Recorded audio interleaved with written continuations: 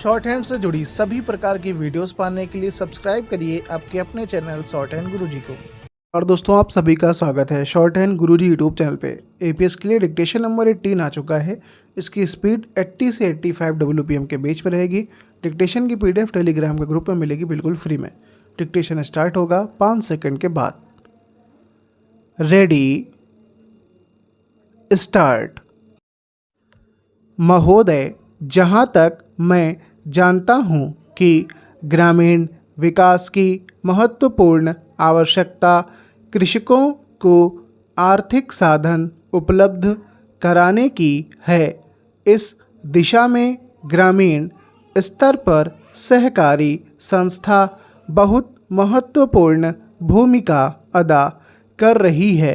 इसीलिए उसने इस क्षेत्र में किसानों को आवश्यकतानुसार कृषि बढ़ाने के लिए सहकारी संगठित ढांचे से अल्प और मध्य अवधि ऋण के रूप में इस वर्ष लगभग 5,000 करोड़ रुपए का ऋण वितरित किया जा चुका है, जिसे न केवल नकद अपितु खाद, बीज एवं कीटनाशक के रूप में प्रदान किया जाता है। इस ऋण की वसूली कृषकों से फसल बेचने के उपरांत की जाती है।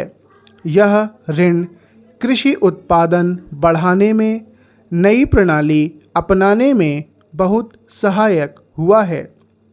इसी प्रकार मध्यकालीन ऋण, जो सामान्यतः 3 से 5 वर्ष की अवधि का होता है, मुख्यतः सिंचाई सुविधाएं विकसित करने में सहायक सिद्ध हुआ है।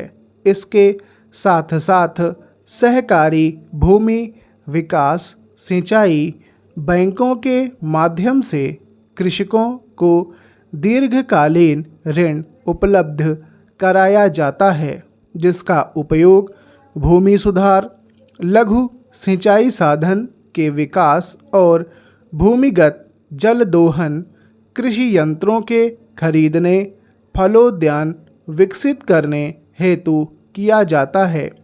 ये बैंक प्रतिवर्ष सहकारी भूमि एवं ग्रामीण विकास पर किसानों को औसतन 700 करोड़ रुपए वितरित करती है। हमारे देश में कृषि विकास ग्राम विकास का मुख्य आर्थिक आधार माना जाता है। किसानों को तब तक लाभ नहीं मिल सकेगा जब तक कि उन्हें उत्पादित कृषि उपज का लाभकारी मूल्य प्राप्त न हो।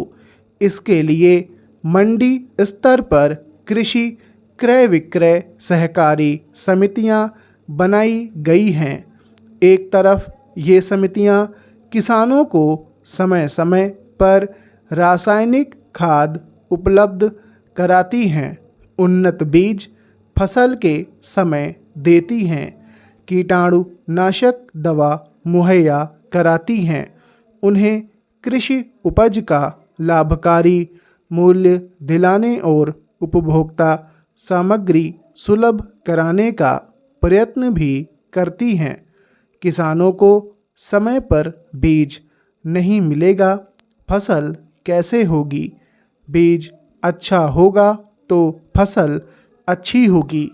फसल के बचाव के लिए कीटनाशक दवा रक्षक का कार्य करती है, इसलिए सहकारी समितियां उनके लिए कारगर सिद्ध हो रही हैं। महोदय, कृषि उत्पादन का पूरा आर्थिक लाभ किसानों को तब प्राप्त हो सकता है जब ग्रामीण क्षेत्रों में ही कृषि उपज का संसाधन उपलब्ध हो। इससे ग्रामीण क्षेत्रों में न केवल रोजगार के अवसर बढ़ेंगे, अपितु कृषकों को उनकी उपज का सर्वाधिक मूल्य मिल सकेगा। महाराष्ट्र और गुजरात की कुछ सहकारी इकाइयों ने कृषकों के विकास का ऐसा मार्ग प्रशस्त कर दिया जिससे कृषकों के आर्थिक सामाजिक जीवन में वांछनीय परिवर्तन कर विकास को सशक्त स्वरूप प्रदान हुआ है। कृषि उपज का संसाधन कर लाभकारी मूल्य दिलाने के उद्देश्य से देश में चीनी मिलें, सूत मिलें, तेल मिलें और चावल मिलें चल रही हैं।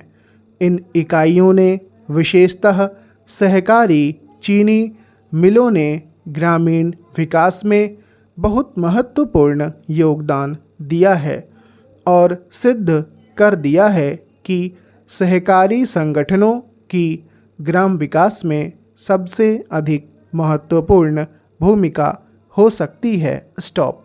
अगर डिक्टेशन आपने यहाँ तक लिखा है तो वीडियो को लाइक करिए, कमेंट करके बताइए आपकी कितनी गलती आई। मिलते हैं आपसे अगली वीडियो में, तब तक के लिए गुड बाय।